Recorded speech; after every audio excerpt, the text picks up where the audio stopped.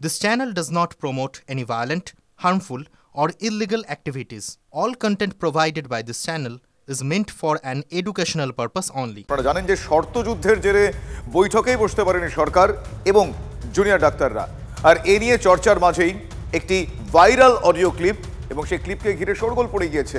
Police নয়, এই audio clip সামনে এনেছেন কুণাল ঘোষ, যেখানে উঠে আসছে জুনিয়র ডাক্তারদের ধর্ণা মঞ্চে একটা হামলার চক্রান্ত। মানে ওই অডিও ক্লিপে শুনতে পাওয়া যাচ্ছে, যদিও এই অডিও ক্লিপের সত্যতা টিভি9 বাংলা যাচাই করেনি। শতপ্রণোদিত মামলা রুজু করে তদন্তে নেমেছে বিধাননগর কমিশনারেট। ঘটনায় সঞ্জয় দাস নামে একজনকে গড়ফা মানে হালতুর গড়ফা এলাকা থেকে গ্রেফতার করেছে ইলেকট্রনিক্স কমপ্লেক্স থানার পুলিশ। তিলোত্তমার জন্য বিচার চেয়ে স্বাস্থ্য ভবনের দুয়ারে ঠায় বসে জুনিয়র ডাক্তাররা। রোদ বৃষ্টি উপেক্ষা করেই চলছে অবস্থান বিক্ষোভ। চিকিৎসকদের শান্তিপূর্ণ সেই প্রতিবাদেই কি হামলার ছক? ভাইরাল একটি অডিও সামনে এনে বিস্ফোরক অভিযোগ করলেন তৃণমূল নেতা কুণাল ঘোষ। টিভি9 বাংলা এই অডিও ক্লিপের সত্যতা যাচাই করেনি।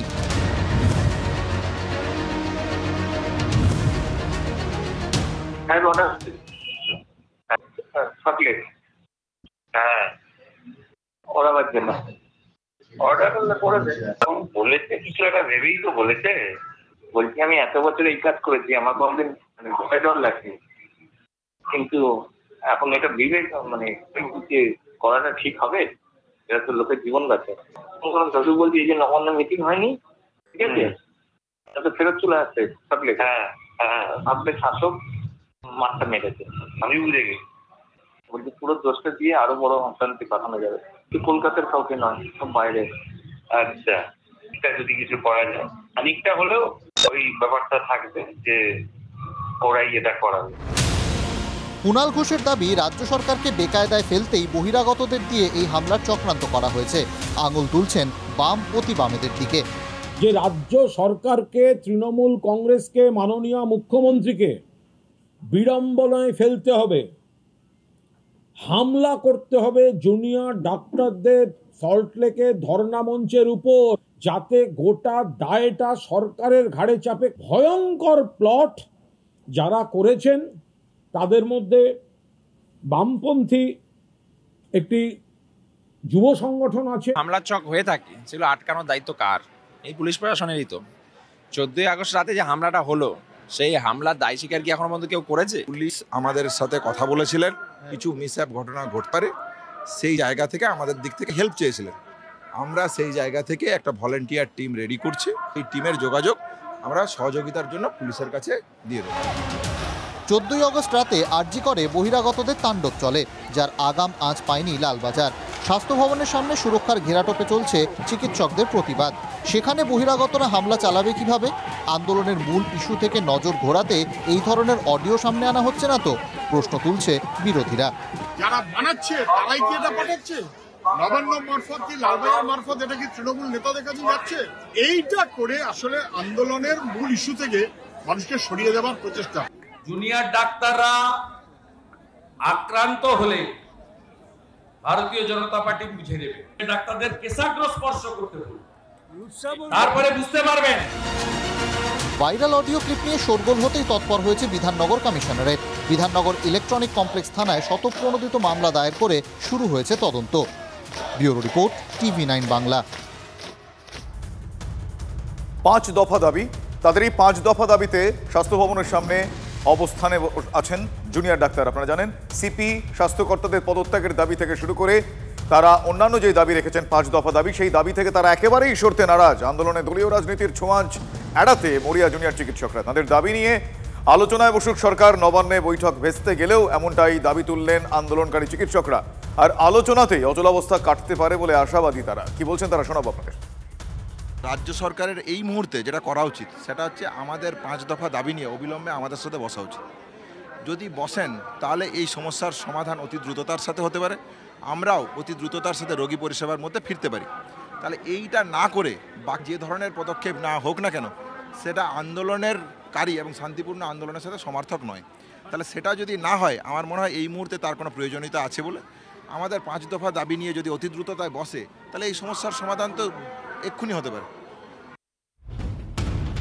এক কথায় বলতে গেলে এই মুহূর্তে তারা তাদের অবস্থানে অনড় এবং অনড় তাদের অবস্থানে। এই মুহূর্তে স্বাস্থ্য ভবনের সামনে ছবিটাকে আমি জানবো এবং দেখবো আমার সহকর্মী আজিজের কাছ থেকে। আজিজ, শুভজিৎ, বৃষ্টির রাত, একটু আগে অবধি মুষলধারে বৃষ্টি হচ্ছিল, মেঘের গর্জন শোনা যাচ্ছিল, কিন্তু মেঘের গর্জন ছাপিয়েও এখানে ঢাকের আওয়াজ এবং স্লোগানিংয়ের আওয়াজ হচ্ছে। আমার ক্যামেরা বন্ধু অভিজিৎ ছবিটা তোমাকে দেখাচ্ছে, দেখতে পাচ্ছ যে এই বৃষ্টির রাত উপেক্ষা করেও প্রচুর মানুষের ভিড়। শুধু জুনিয়র ডাক্তাররাই নয়, পাশাপাশি অন্যান্য মানুষ যারা এই জুনিয়র ডাক্তারদের আন্দোলনকে প্রথম দিন থেকে সমর্থন করেছেন, তারাও কিন্তু এই দুর্যোগের রাতে এই ডাক্তারবাবুরা কেমন আছেন, এই আন্দোলন কি অবস্থায় রয়েছে, তাদের যদি কোনো রকম প্রয়োজন হয়, সাহায্য দরকার হয়, সেই সমস্ত ব্যবস্থাও কিন্তু এখানে করছেন। তুমি দেখতে পাচ্ছ একদিকে যেমন একেবারে তারা তাদের অবস্থানে স্লোগানে অনড়। তুমি যেরকম বলছো প্রাকৃতিক দুর্যোগকে কোনো রকম ভাবে পাত্তা না দিয়ে, আমি পাত্তা শব্দটা কনসিয়াসলি বলছি, তারা তাদের অবস্থানে অনড় রয়েছে এই মুহূর্তে চতুর্থ দিনে এবং পঞ্চম দিনের মাথায় তাদের এই আন্দোলন। তারা তাদের অবস্থানে অনড় জুনিয়র ডাক্তাররা এই মুহূর্তে। সেই ছবি আপনারা দেখছেন সরাসরি স্বাস্থ্য ভবনের সামনে থেকে। জুনিয়র চিকিৎসকদের আন্দোলনের জেরে পরিষেবা বিঘ্নিত, গরিব মানুষরা কোথায় চিকিৎসা পাবেন? কলকাতা প্রেস ক্লাবের সাংবাদিক বৈঠক থেকে ঠিক এই প্রশ্ন তুলে সরব হলো দেশ বাঁচাও মঞ্চ। উপস্থিত ছিলেন বিনা চিকিৎসার অভিযোগে মৃত পরিবারগুলির সদস্যরা। মঞ্চের সদস্য রাজ্যের প্রাক্তন মন্ত্রী পূর্ণেন্দু বসু। তিনি কি দাবি করলেন? তিনি দাবি করলেন আন্দোলনের জেরে 27 জনের বিনা চিকিৎসায় মৃত্যু হয়েছে। সিনিয়র ডাক্তাররা জুনিয়রদের কাজে ফেরার পরিবর্তে আন্দোলনে প্রভাবিত করছে বলেও তিনি অভিযোগ তুললেন। তিলোত্তমার জন্য সুবিচারের দাবি জানালেও আন্দোলনের ধরন নিয়ে প্রশ্ন তুলেছেন বেসরকারি মেডিকেল কলেজের শিক্ষক সিদ্ধার্থ গুপ্ত। সরকারি যে বিনা চিকিৎসায় বহু মানুষ মারা যাচ্ছে, আমাদের কাছে আমরা এ পর্যন্ত সরকারি যে তথ্য, সেই তথ্য পেয়েছি। সেই তথ্য অনুযায়ী 27 জন এ পর্যন্ত বিনা চিকিৎসায় মারা গেছে। গরিব মানুষ তারা কোথায় যাবেন? তারা মেডিকেল কলেজগুলোতেই চিকিৎসার জন্য আসেন।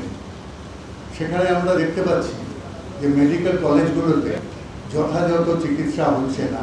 সিনিয়র ডাক্তাররা তারা কোথায় জুনিয়র ডাক্তারদের বোঝাবে যে ভাই চিকিৎসাটা চালু করো, তার বদলে তারা কিন্তু নানাভাবে এই আন্দোলনকে প্রভাবিত করছে। এটাও আমরা দেখতে পাচ্ছি। জুনিয়র ডাক্তাররা যে যুক্তিগুলি দিচ্ছেন, তারা বলছেন যে তারা হচ্ছেন ট্রেনি ছাত্র, তারা কর্মচারী নন। এটার বিরুদ্ধে সবচেয়ে বড় যুক্তি হচ্ছে যে প্রথমত ইন্টার্নরা তাদের ট্রেনি বলতে পারেন, তাদের ট্রেনিংটা বাধ্যতামূলক। হাউস স্টাফরা অ্যাডভার্টাইজমেন্টে রেসপন্ড করে বন্ড সই করে হাউস স্টাফশিপে ঢুকেছেন। এটা এক ধরনের কন্ট্রাকচুয়াল চাকরি। এবং যারা পিজিটি, তারা এনএমসি বা ন্যাশনাল মেডিকেল কাউন্সিলের যে নীতি, সেই নীতি অনুসারে তাদের ট্রেনিং এবং ক্লিনিক্যাল অ্যাটাচমেন্ট, রোগীর চিকিৎসা করা, এটা একটা অবিচ্ছেদ্য অংশ। সব হচ্ছে মমতা বন্দ্যোপাধ্যায় এবং আইপ্যাকের ম্যানেজমেন্ট টিম। সেই ম্যানেজমেন্ট টিম নেমে পড়েছে এবং এমন কয়েকজন মানুষের নাম বললেন যারা সেই আদর্শের সাথে যুক্ত, যারা দেশ শব্দটাতেই বিশ্বাস করে না, তারা আবার দেশের কথা বলছে। নকশাল আবার দেশ কবে থেকে মানে? পূর্ণেন্দু বসুর নকশাল।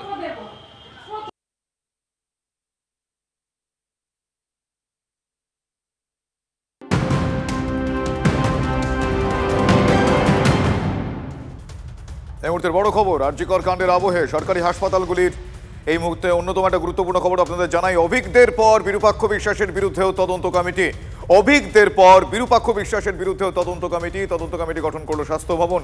রাজ্যের বিভিন্ন মেডিকেল কলেজে থ্রেট কালচারের যে অভিযোগ, সেই অভিযোগের প্রেক্ষিতেই বিরূপাক্ষর বিরুদ্ধে এই থ্রেট সিন্ডিকেটে যুক্ত থাকার অভিযোগ, এছাড়াও বিরূপাক্ষর বিরুদ্ধে একাধিক অভিযোগ ওঠে, তার প্রেক্ষিতেই তদন্ত কমিটি গঠন স্বাস্থ্য ভবনের।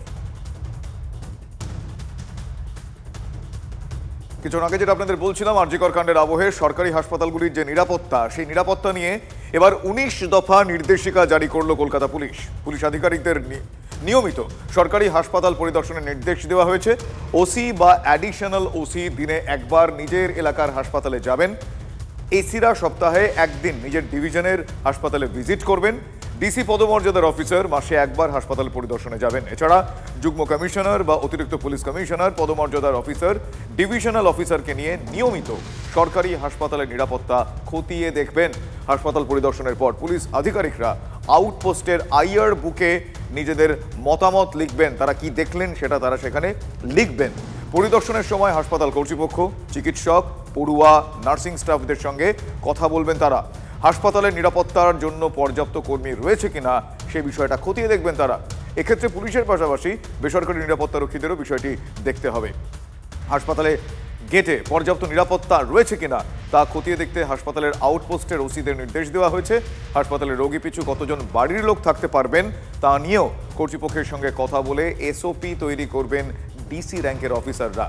হাসপাতালে বিনা কারণে গাড়ি ঢোকাও নিয়ন্ত্রণ করতে হবে। গাড়ির জন্য স্টিকার ইস্যু করার বিষয়ে কর্তৃপক্ষের সঙ্গে কথা বলবেন ডিসিরা।